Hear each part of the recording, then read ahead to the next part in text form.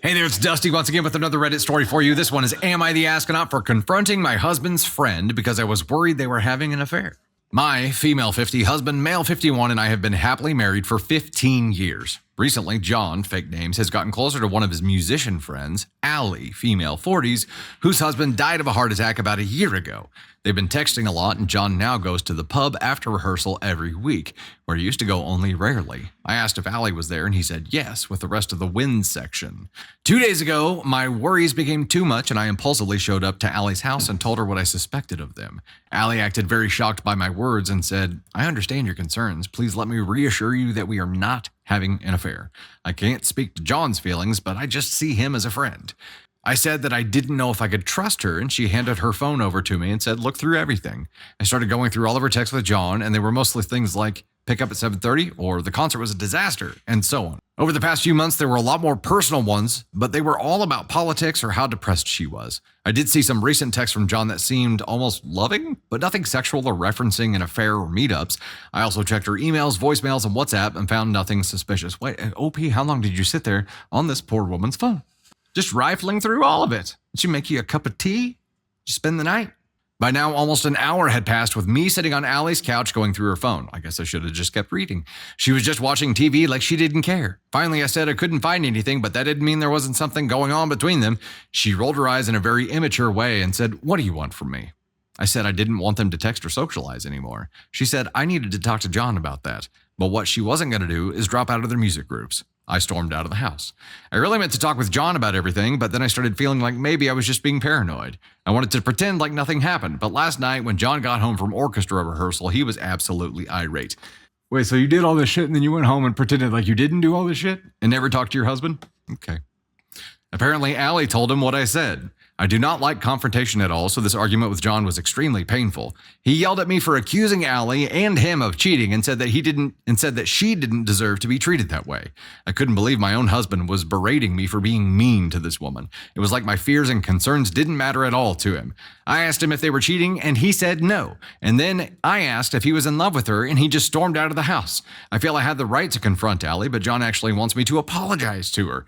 But I could have sworn something was going on, and I had to make sure. So, am I the astronaut for confronting my husband's friend because I was worried they were having an affair? Yeah, actually, in this case, you are. It was how you did it, but it is not a should have done this differently. This is a definitely should not have done this. I understand that you had a gut feeling, right? And normally we'd say trust but verify your gut, right? Trust it enough to verify or validate that these feelings are actually warranted. Find some evidence to support them. But you did this in such a cowardly way that it backfired. You can't go talk to the suspected AP and then not talk to your partner. Pretend like nothing happened and then expect nothing to happen. Like you were shocked and disgusted that Allie told him what you said. Bish, please, what did you think was going to happen after you left her house? What did you think was going to happen? And it sounds like maybe there is something going on, right? Maybe there is, but even if there is, how you've gone about it has only created more distance between you and your partner. Guess what? This is like self-fulfilling prophecy territory, because if he does have any kind of feelings for her, he's more likely to act on them now because you've pushed him her direction. Away from you. What is your goal? What are you trying to achieve right now? I do not understand. If you had thought that, you thought it out enough to go over there. I just don't understand the objective. I don't know. I don't understand what you were trying to achieve. The not talking to him at all is your biggest thing, Ed, or you? Like she didn't even hint to him that, yeah, she didn't even hint anything. She didn't communicate at all. And that's because she had this moment afterwards where she was like, well, maybe I was wrong. Maybe I should just pretend like nothing happened and then maybe it'll all just go away. Cool. Yeah. And then, went through everything in this woman's phone and got pissed at the way she reacted when she's like, what do you want from me? I'm going to go ahead and throw this at her. I'm throwing the Lulu gauntlet down because there's a level of delusion going on here where she's, the worldview is a little askew here. The delusion that there is something going on, but this is like conspiracy theorist kind of level stuff where she thinks that that the friend knew she was going to come over at some point and just hit all this stuff, or they've got a different way of communicating. But based on what she's seen so far, you know what?